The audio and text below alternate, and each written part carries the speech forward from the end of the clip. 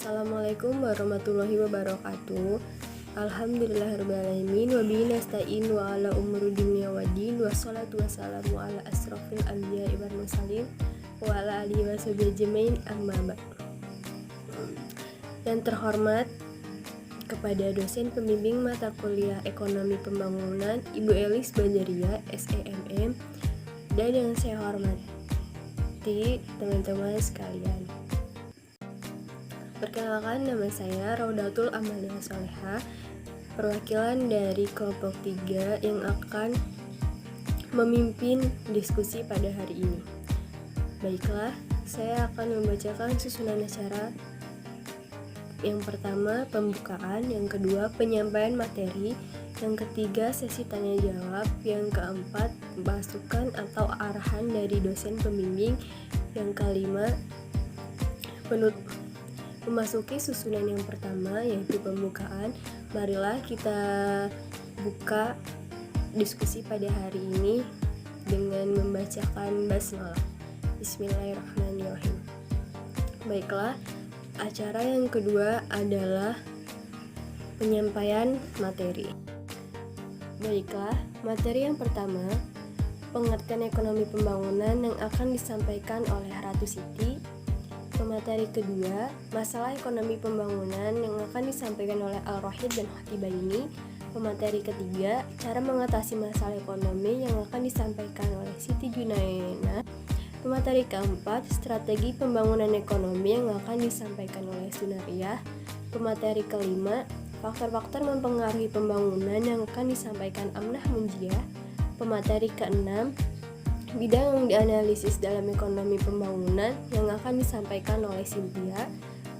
Pemateri ketujuh, tujuan analisis ekonomi pembangunan yang akan disampaikan oleh Nada Sulbi. Baiklah, dengan segala hormat, waktu dan tempat saya persilahkan. Assalamualaikum warahmatullahi wabarakatuh. Nama saya Ratu Siti Watufinita. Saya akan menjelaskan pengertian ekonomi pembangunan. Nah, apa sih ekonomi pembangunan itu? Ekonomi pembangunan adalah salah satu bagian dari ilmu ekonomi yang secara spesifik mempelajari persoalan pembangunan yang sudah, sedang, dan akan terjadi di negara berkembang.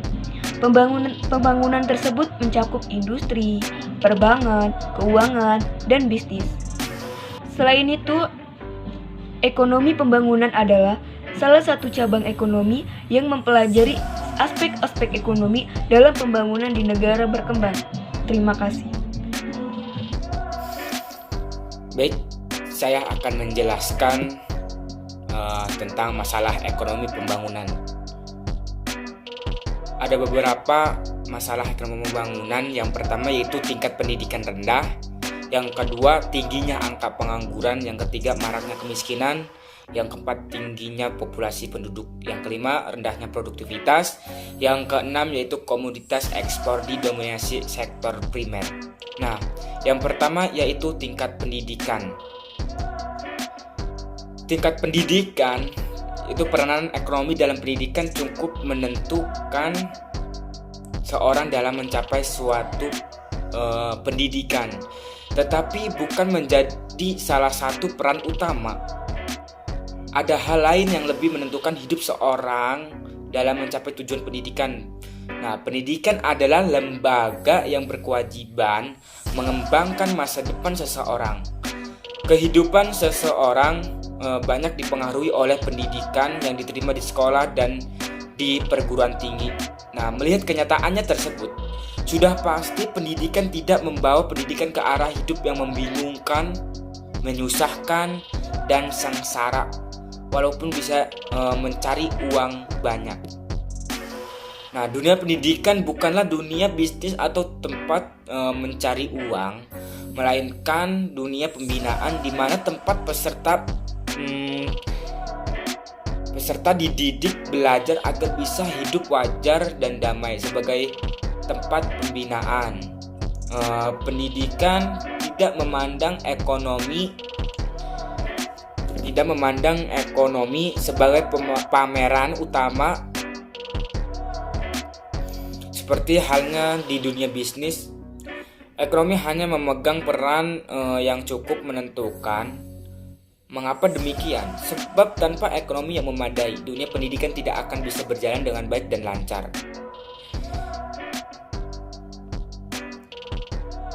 Nah, pendidikan mempunyai peran yang sangat penting dalam rangka meningkatkan kualitas sumber daya manusia. Pendidikan mempengaruhi secara penuh pertumbuhan ekonomi suatu bangsa. Oleh karena itu, tidaklah heran bila negara yang memiliki penduduk dengan tingkat pendidikan pertumbuhan ekonomi yang pesat. Jika anak hidup dalam keluarga miskin, kebutuhan anak tersebut kurang terpenuhi karena hanya kesehatan. Nah, di situ anak terganggu. Masalah ekonomi pembangunan yang kedua yaitu tingginya angka pengangguran.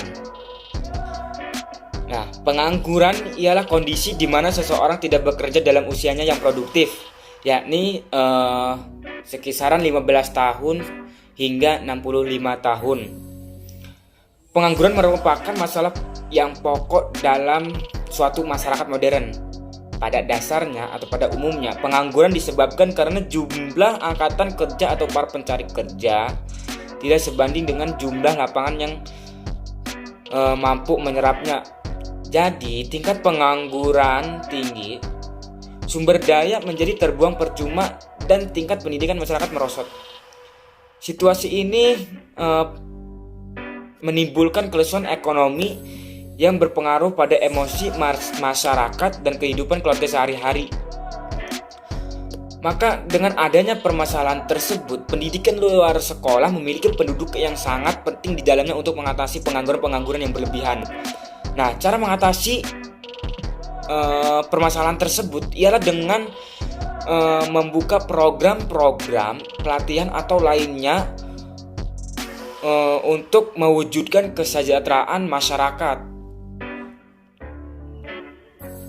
Karena pengangguran adalah kelompok angkatan kerja yang ingin bekerja, tetapi belum beruntung mendapat kesempatan untuk bekerja atau belum mendapat kesempatan bekerja. Ada beberapa masalah yang dianggap sebagai penyebab timbulnya pengangguran. Dari penyebab timbulnya pengangguran tersebut, timbul beberapa istilah tentang pengangguran, antara lain yaitu pengangguran sukarela, pengangguran terpaksa. Apa sih pengangguran sukarela?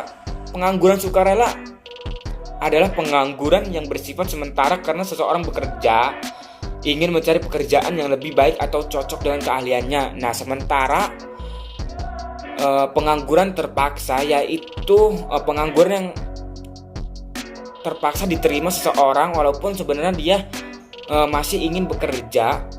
Pengangguran terpaksa ini berkaitan dengan jenis-jenis pengangguran lain yang pada umumnya menimbulkan masalah pembangunan. Masalah ekonomi pembangunan yang ketiga yaitu maraknya kemiskinan. Nah, harus kita ketahui ukuran kemiskinan dibedakan menjadi dua, yaitu adanya kemiskinan absolut, yang kedua yaitu kemiskinan relatif. Kemiskinan absolut. Konsep kemiskinan pada umumnya selalu dikaitkan dengan pendapatan dan kebutuhan. Kebutuhan tersebut hanya terbatas pada kebutuhan pokok atau kebutuhan dasar.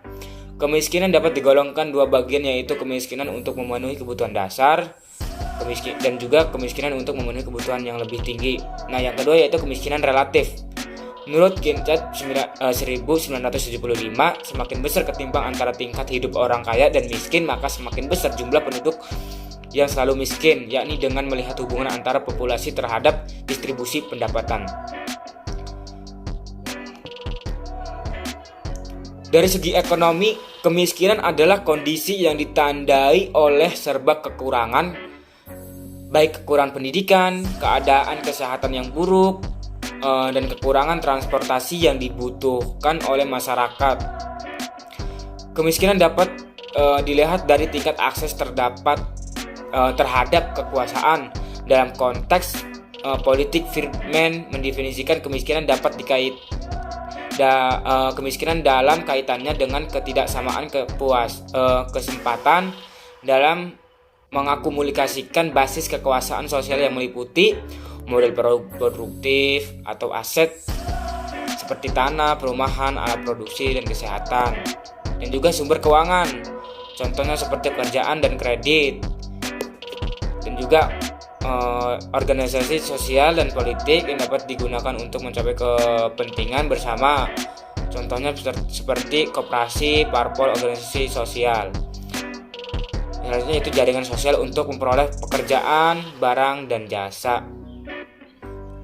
Nah, kesenjangan ekonomi atau ketimpangan antara kelompok masyarakat berpendapatan tinggi dan kelompok bermasyarakat berpenghasilan rendah, serta tingkat kemiskinan atau jumlah orang yang berada di bawah garis kemiskinan merupakan dua masalah besar di banyak negara berkembang, contohnya seperti Indonesia.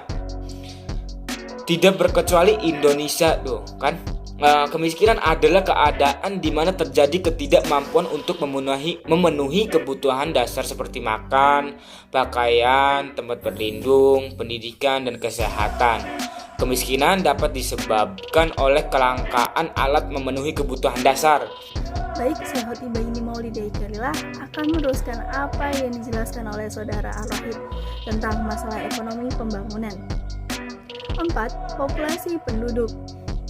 Hal yang menjadi sebab pertumbuhan penduduk adalah penambahan maupun pengurangan jumlah dari penduduk yang dapat dipengaruhi oleh beberapa faktor seperti kelahiran, kematian, dan imigrasi, sesuai yang telah diperhitungkan oleh sensus penduduk hingga pada tahun 2020 lalu. Jumlah dari penduduk Indonesia mencapai 271 jiwa, 349.889 jiwa. Menurut yang sudah diperhitungkan oleh Kementerian Dalam Negeri. Sensus tersebut mengatakan bahwa negara Indonesia yang menduduki posisi keempat sebagai negara yang jumlah penduduknya terbanyak di dunia. Posisi berada di bawah Cina, India, bahkan Amerika Serikat. Rendahnya produktivitas. Sebagai faktor mempengaruhi produktivitas tenaga kerja, termasuk juga faktor sosial ketenagakerjaan, sehingga produktivitas tenaga kerja mengalami penurunan atau tetap rendah. Sebagai faktor yang berkenan dengan sosial ketenagakerjaan tersebut dapat dikelompokkan dalam sebab yang kondisional, yang berdasarkan sifatnya, sebab tidak langsung, dan sebab yang langsung. Gaya hidup industrial merupakan sebab yang sifatnya mendasar tersebut. Posisi dan status pekerjaan dalam bekerja merupakan sebab tidak langsungnya. Sementara tingkat kepuasan pekerjaan terhadap hasil pekerjaan merupakan sebab langsung dari merosot atau merendahnya produktivitas tenaga kerja. Berikut ini faktor-faktor rendahnya produktivitas. Yang pertama yaitu gaya hidup industrial. Kedua, sistem upah. Ketiga, sistem bonus. Keempat, kepuasan dan keterbatasan inisiatif. Yang kelima, tingkat kepuasan kerja. Dan keenam, keterbatasan inisiatif. Kelima, komoditas ekspor di domisili sektor premier. Contohnya, hasil alam yang diekspor ke luar negeri, akan tetapi kebutuhan di dalam negeri itu sendiri belum tercukupi, sehingga harus mengambil atau mengimpor dari negara lain. Perkenalkan, nama saya Siti Junaina. Di sini saya akan memaparkan cara mengatasi permasalahan ekonomi pembangunan. Yang pertama ada meningkatkan mutu pendidikan yang layak bagi seluruh masyarakat Indonesia. Karena pendidikan di Indonesia masih terbilang sangat rendah, maka dari itu pemerintah diharapkan bisa meningkatkan mutu pendidikan. Karena dengan adanya pendidikan yang baik akan melahirkan sumber daya manusia yang berkualitas, dan sumber daya manusia yang berkualitas tersebut yang akan melakukan pembangunan sehingga akan berdampak pada kemajuan suatu negara. Yang kedua ada membuka wirausaha sendiri atau menjadi wirausahawan. Dengan membuat usaha atau berwirausaha, Itu artinya kita membuka lapangan pekerjaan sehingga dapat mengurangi angka pengangguran yang terbilang tinggi. Yang ketiga ada mengurangi pengangguran. Salah satu alasan kenapa harus adanya pembangunan ekonomi dikarenakan tingkat pengangguran yang masih sangat tinggi. Oleh karena itu, pihak pemerintah ataupun industri diharapkan bisa membantu mengurangi hal tersebut.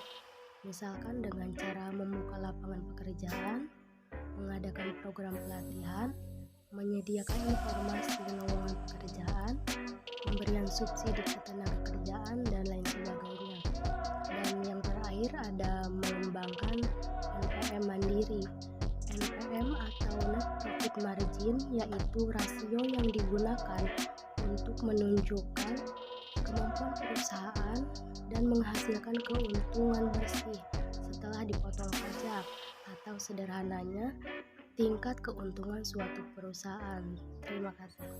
Baik, di sini saya akan menjelaskan materi tentang strategi pembangunan ekonomi. Yang pertama, meningkatkan kualitas pendidikan. Pendidikan selalu diutamakan dalam setiap pelaksanaan strategi dan kebijakan untuk memajukan pembangunan ekonominya. Selain itu, pendidikan mendorong produktivitas yang kemudian dapat meningkatkan pendapatan negara. Yang kedua, membuat dan melaksanakan perencanaan pembangunan. Perencanaan harus dibuat dengan matang dan harus sistematis dan terkendali dari pemerintah dengan dukungan rakyat tentunya. Dan yang ketiga, meningkatkan tabungan dan investasi. Peningkatan produktivitas, pendapatan bisa meningkatkan tabungan serta investasi. Karena investasi dan tabungan merupakan modal paling penting dalam pengembangan ekonomi. Yang keempat, mengembangkan kegiatan ekonomi. Jika ingin perubahan dalam sektor perekonomian ke arah yang lebih baik, maka sudah pasti diperlukan adanya pengembangan. Dan yang terakhir, penyediaan infrastruktur yang menunjang. Jika pembangunan ekonomi ingin terlaksana, diperlukannya sarana-prasarana yang baik untuk menunjang semua kegiatan. Terima kasih, saya lanjutkan ke pemateri berikutnya. Baik, nama saya Amna Munjiah, NIM 210010. Baiklah, di sini saya akan menjelaskan tentang faktor-faktor yang mempengaruhi pembangunan ekonomi. Ada 6 faktor yang mempengaruhi pembangunan ekonomi. Pertama yaitu sumber daya alam atau SDA, dan yang kedua yaitu jumlah dan kondisi produk. Yang ketiga yaitu sumber daya modal. Yang keempat yaitu penguasaan teknologi, dan yang kelima yaitu kondisi sosial budaya masyarakat, dan yang terakhir atau yang keenam yaitu kondisi politik. Itu saja, sekian. Perkenalkan, nama saya Cynthia sebagai pemateri 7 yang akan membahas tentang bidang yang dianalisis dalam ekonomi pembangunan, yaitu ada 4 masalah. Yang pertama, masalah pembentukan modal, yaitu masyarakat tidak mempergunakan seluruh aktivitas produktivitas saat ini untuk kebutuhan dan keinginan konsumsi, tetapi menggunakan sebagian saja untuk pembuatan barang modal, perkakas, alat-alat mesin, fasilitas angkutan pabrik, dan perlengkapan. Dan yang kedua, masalah perdagangan internasional atau luar negeri, yaitu adanya kepercayaan antara eksportir-importir, pemasaran, sistem kuota, dan kondisi hubungan perdagangan dengan negara lain, keterkaitan dalam keanggotaan organisasi internasional, dan kurangnya pemahaman akan terjadinya kemudahan. 3. Masalah pengerahan tabungan atau tabungan masyarakat, yaitu bagian dari pendapatan yang diterima masyarakat yang tidak dapat digunakan untuk konsumsi, atau dengan kata lain tabungan masyarakat merupakan selisih antara pendapatan dan konsumsi masyarakat. Yang keempat, masalah pendidikan dan peranannya dalam menciptakan pembangunan, yaitu menurut John C. Book dalam Philip et al. 1982 mengidentifikasi peran pendidikan, yaitu untuk masyarakat ideologi dan nilai-nilai sosio-kultural bangsa, kemiskinan, kebodohan, dan mendorong perubahan sosial, serta meratakan kesempatan dan pendapat. Assalamualaikum warahmatullahi wabarakatuh. Saya Nadir Sibuator Wahib. Di sini saya akan menjelaskan tujuan analisis ekonomi pembangunan. Nah, tujuan analisis ekonomi pembangunan ini terbagi menjadi 3. 1. Menelaah faktor-faktor yang menimbulkan ketiadaan pembangunan. Nah, di sini kita menyelidiki apa saja sih yang menimbulkan ketiadaan pembangunan itu. Contoh, pegawainya yang kurang jujur, tahu korupsi gitu kan. Nah, di situ otomatis pembangunan tuh tidak ada gitu karena tidak adanya uang atau bahan gitu. Nah, yang kedua, menelaah faktor-faktor yang menimbulkan keterlambatan pembangunan. Nah, di sini juga sama, kita menyelidiki apa saja gitu yang menjadi pembangunan ini terlambat gitu. Nah, yang ketiga, mengemukakan cara-cara pendekatan yang dapat ditempuh untuk mengatasi masalah-masalah yang dihadapi sehingga mempercepat jalannya pembangunan. Nah, di sini kita mengemukakan cara-cara pendekatan. Nah, gimana caranya agar supaya si pembangunan ini bekerja gitu, berjalan dengan cepat. Nah, mungkin sekian dari saya. Baiklah, acara yang terakhir yaitu penutup. Marilah kita tutup diskusi pada hari ini dengan membacakan hamdalah. Alhamdulillahirrahmanirrahim. Baiklah, saya selaku moderator pamit undur diri. Apabila ada kesalahan kata, mohon maaf yang sebesar-besarnya. Wassalamualaikum warahmatullahi wabarakatuh.